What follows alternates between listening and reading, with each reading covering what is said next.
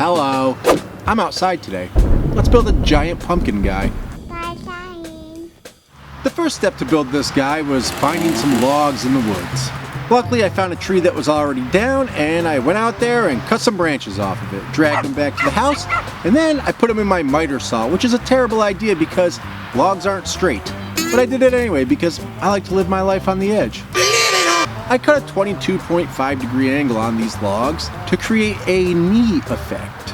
Nice. After I cut them, I screwed some screws from the bottom of the kneecap up into the thigh and from the thigh down into the calf. Ouch. Once I had the knees all put together, I drilled a big hole through a piece of plywood and then slid the pumpkin guy's torso, a stick, down through that hole. I secured it in place with a few screws, and then it was time to make the shoulders and chest.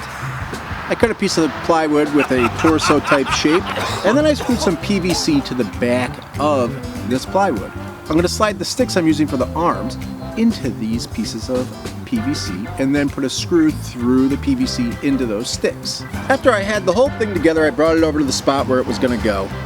I dug a little hole in the yard and then hammered some steel down into the hole as deep as I could and then zip tied the legs to the steel. This was enough to hold the whole structure up. After that, it was time to cover up all of the plywood and the PVC. So I took some burlap and some of this fabric here and painted some of it orange, and I stapled it around his waist to help hide his penis, then up around his shoulders, his arms, and his chest. Oh, and I took some small branches here and tied them around the wrists of the sticks to create hands. Once that was done, I stuck some sticks into the burlap so that they would be hanging out of it.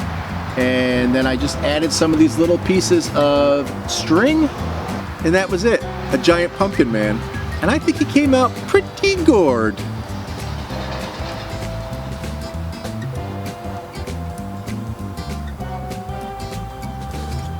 Thanks so much for watching. We'll see you in the next one.